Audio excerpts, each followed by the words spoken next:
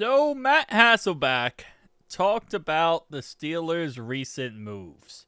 You know, the whole trading for Jalen Ramsey, but trading away Mika Fitzpatrick, excuse me. And with that being said, he had a very interesting statement. He says it looks like they're building a team to stop the Cincinnati Bengals. When I look at them, I really feel like they're coming up with, what is our identity going to be? I don't know how we're going to stop the Cincinnati Bengals. I do believe there's fear there of, personal wise, we don't match up with them. And listen, right? Some would say they feel like our front office is actually also building a team to stop the Cincinnati Bengals. Yeah, no, it feels like our front office is really building a team that's stopping the Bengals as well. But at the same time, there is really no stopping our offense, if we're being honest. There are certain receivers in the NFL. Jamar Chase is one of them. Justin Jefferson's one of them as well. Where you're not going to stop him. Okay? You're not going to shut him down. You're not going to prevent him from getting his. All you can do is hopefully slow him down just a tad bit. Right? And it's the same thing when you're playing Tyreek Hill, Justin Jefferson, Jamar Chase. When you're playing the best receivers in the NFL, you're not going to be able to stop the best receivers. Now, obviously, Jalen Ramsey, I guess in some circumstance, definitely benefits to a certain degree. Losing Mika Fitzpatrick doesn't help. I'll tell you that right now. Mainly because Mika is that over-top help. Now, I know there's people commenting my videos said that, well, Jalen Ramsey also plays safety in different formations. That's great. Doesn't stop him one-on-one going deep with Jamar Chase. And the problem with our offense is you got Jamar Chase, you also got T. Higgins, so you got two number one receivers, and then you got Yoshi, who's also a monster. Jermaine Burton's supposed to have a great season. He's really looking good.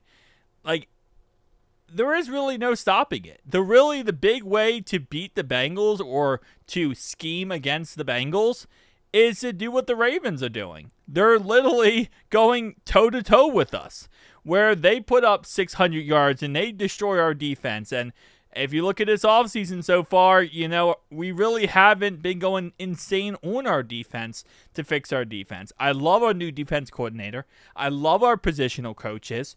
But outside of that, yes, the draft so far with Shamar Stewart, we'll figure out how that goes and turns out. But outside of that, we brought some guys back. Got TJ Slayton. Love that guy. I'm really loving him even more. We got rid of Jermaine Pratt. We got Oren Burks. Obviously, outside of our draft picks. We lost Von Bell. Lost a couple pieces too. Outside of those things, we really didn't do much to help our defense. So, the way to beat us, or the way to scheme a team to beat us, is just to load up on offense.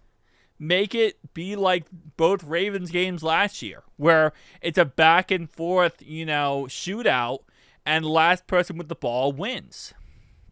That's pretty much the way you, quote unquote, build to beat us, is you want to build it like that. Now, I think the Steelers have always had the identity where they're a defense-led team. There's heavy defense, strong defense. And then their offense, well, depending on what era you look at, has changed somewhat. But it's kind of like that, tough ground and pound. But also with Ben, of course, you had, Antonio Brown, you had Antonio Holmes, Hines Ward, what's his name, Heath Miller. You had to open. They could still throw the ball, but it was kind of like they wore down your defense, and then they played great defense and kind of smothered you pretty much. So by the fourth quarter, you just didn't want to play anymore. I think they're kind of trying to go back toward that system. They're trying to go toward that type of angle. And again, like I said, we'll see how it works out. He does say they'll basically have 3 corners to go fight that Joe Burrow 3 wide receiver set, and I don't know if I agree with that. Again, starting off right away, big play Slay is not going to shut down Jamar Chase. Maybe 7-8 years ago, but not nowadays. I don't really care for him at this point. Joey Porter Jr., I don't really care for at this point either. Jalen Ramsey, I mean, none of those cornerbacks I just listed are going to shut down Jamar Chase. None of those quarterbacks I just listed are going to shut down T. Higgins. They might shut down Yoshi. They might shut down Jermaine Burton. But that's why we also have other options. We have Mike Gesicki. We have Tanner Hudson. Drew Sample, who more glorified fullback, not really a receiver as much, but can still be a receiver. Chase Brown out of the backfield. Zach Moss out of the backfield. We also have Samaje Perine, Taj Brooks. We have options, okay? So this is why when I first heard about the whole, trade, I was concerned because I thought they traded, maybe a draft pick to go get someone like Jalen Ramsey. But that's not the case. They actually traded Mika Fitzpatrick. And cornerbacks are very important, right? We all know that. But safeties really are too. And I think they're going to really miss Mika Fitzpatrick. I know last year he didn't have a great year. It was one of his worst years. But I think they're going to really miss not having him. And I know a lot of Steelers fans have oh, well, he wasn't good anyway. He had an awful year. You also got to keep in mind, you guys didn't really have the best secondary anyway. So, if one guy, even if you put an amazing, crazy, breathtaking player on a secondary, the rest of the secondary sucks. The safeties and on the corner suck. You're not going to be that great. He's just simply not going to look that great. And then obviously the TJ Watt speculation, where will he be? Will he get cut? Not cut, but will he get traded? Will he get signed? What's going on there? If he doesn't get signed, is he going to go with the Trey Hendrickson route where he's refusing to play?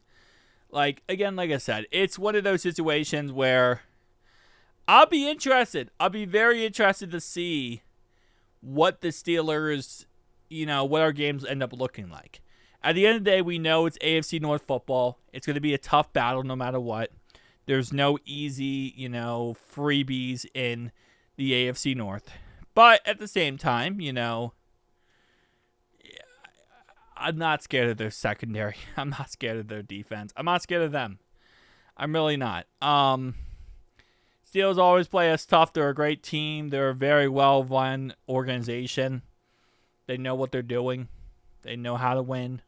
They know how to go 9-8. But I said it before, and I'll say it again. I'm not scared of their offense.